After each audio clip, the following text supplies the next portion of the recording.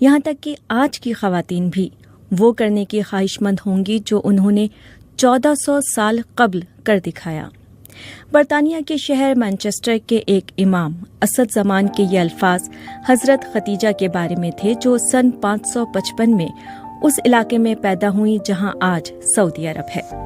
انہیں معاشرے میں ایک باعزت مقام حاصل تھا۔ وہ بہت امیر اور بااثر خاتون تھیں جو کئی امراء کی جانب سے شادی کی پیشکش ٹھکرا چکی تھیں۔ ان کی 2 شادیاں ہو چکی تھیں، ایک شوہر کا انتقال، جبکہ دوسرے شوہر کے بارے میں کہا جاتا ہے کہ حضرت خدیجہ نے خود ان سے علیحدگی اختیار کر لی تھی۔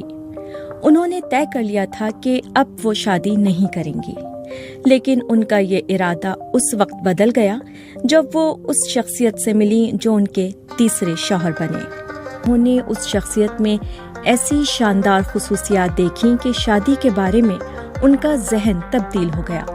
حضرت خدیجہ نے پیغمبر اسلام کو منتخب کیا اور شادی کی پیشکش کی۔ حضرت خدیجہ کی عمر 40 سال جبکہ پیغمبر اسلام 25 سال کے تھے۔ حضرت خدیجہ نے پیغمبر اسلام سے اس وقت شادی کی جب انہوں نے اپنی نبوت کا اعلان نہیں کیا تھا۔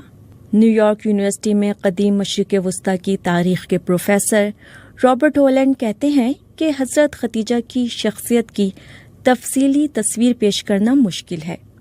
پروفیسر رابرٹ ہولینڈ نے BBC سے بات کرتے ہوئے کہا کہ زیادہ تر تاریخی ذرائع کے مطابق وہ آزادانہ فیصلے کرنے اور بہت مضبوط ارادوں والی خاتون تھیں۔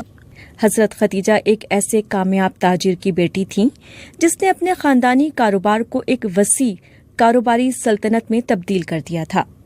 والد کی جنگ میں ہلاکت کے بعد حضرت خدیجہ نے کاروبار سنبھال لیا۔ BBC کی ایک دستاویزی فلم میں مورخ بیٹنی ہیوز کا کہنا تھا کہ انہیں خود اپنے طور پر دنیا میں آگے بڑھنا آتا تھا۔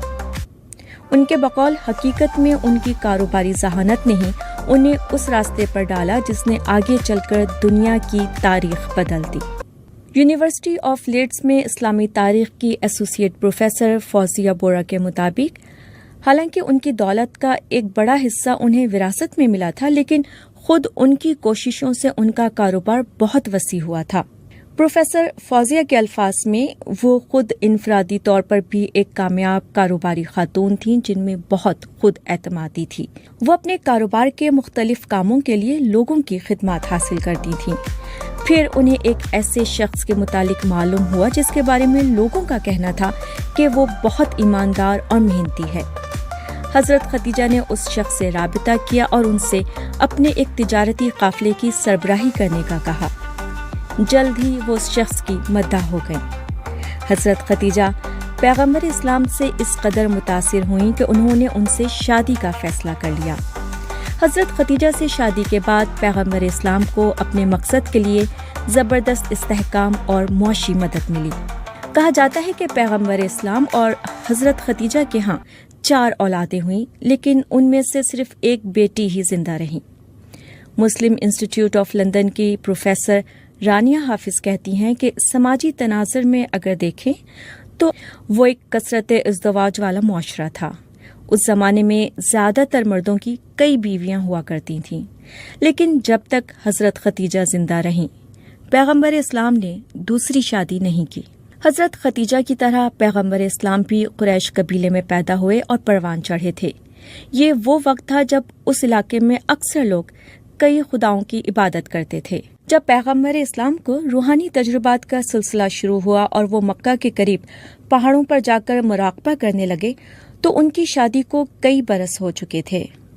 اس کے بعد انہیں فرشتے حضرت جبرائیل کے ذریعے اللہ کی جانب سے وحی آنے لگی۔ پیغمبر اسلام نے فیصلہ کیا کہ وہ جس کیفیت سے گزر رہے ہیں اس کے بارے میں کسی کو بتائیں۔ وہ حضرت خدیجہ پر بے انتہا اعتماد کرتے تھے۔ حضرت خدیجہ نے ان کی بات سنی اور انہیں دلاسا دیا، کیونکہ ان کے دل نے کہا کہ یہ کوئی عظیم اور انتہائی مقدس تجربہ ہے۔ پیغمبر اسلام پر اترنے والی آیات کو سب سے پہلے حضرت خدیجہ نے سنا تھا، اس لیے وہ تاریخ کی پہلی مسلمان خاتون بن گئیں اور اسلام قبول کرنے والی پہلی شخصیت بھی۔ پروفیسر فوزیہ بورا کہتی ہیں انہوں نے اس پیغام کو یقین اور دل سے قبول کیا۔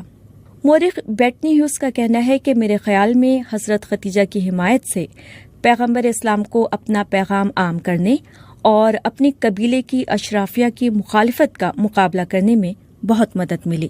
پروفیسر فوزیہ بورا کے مطابق جب پیغمبر اسلام نے تبلیغ شروع کی تو مکہ کے معاشرے میں ان کی بہت مخالفت ہوئی، کیونکہ مختلف خداؤں کی عبادت کرنے والے معاشرے میں وہ ایک خدا کو ماننے کا پیغام دے رہے تھے۔ اس موقع پر حضرت خدیجہ نے وہ حمایت اور تحفظ فراہم کیا جس کی پیغمبر اسلام کو اشد ضرورت تھی۔ حضرت خدیجہ نے زندگی کے آخری دنوں تک اپنے شوہر اور اسلام کی حمایت اور مدد کے لیے وہ سب کچھ کیا جو ان کے بس میں تھا۔ سن 619 میں وہ بیمار ہو گئیں اور ان کا انتقال ہو گیا۔ اس وقت پیغمبر اسلام اور ان کی رفاقت کو 25 سال ہو چکے تھے، اور حضرت خدیجہ کا بچھڑنا ان کے لیے ایک بڑا صدمہ تھا۔ پروفیسر فوزیہ بورا سمجھتی ہیں کہ حضرت خدیجہ کی تاریخ کو جاننا اس لیے بھی ضروری ہے کیونکہ یہ اس تصور کو غلط ثابت کرتی ہے کہ اسلام کے ابتدائی دنوں میں مسلمان عورتوں کو گھروں تک محدود رکھا جاتا تھا۔ پیغمبر اسلام نے حضرت خدیجہ کو ان کی پسند کے کام کرنے سے کبھی نہیں روکا تھا۔ تاریخ دانوں کے مطابق اس زمانے کے لحاظ سے اسلام نے عورتوں کو زیادہ حقوق اور اہمیت دی۔ خدیجہ ایک متاثر کن شخصیت تھیں۔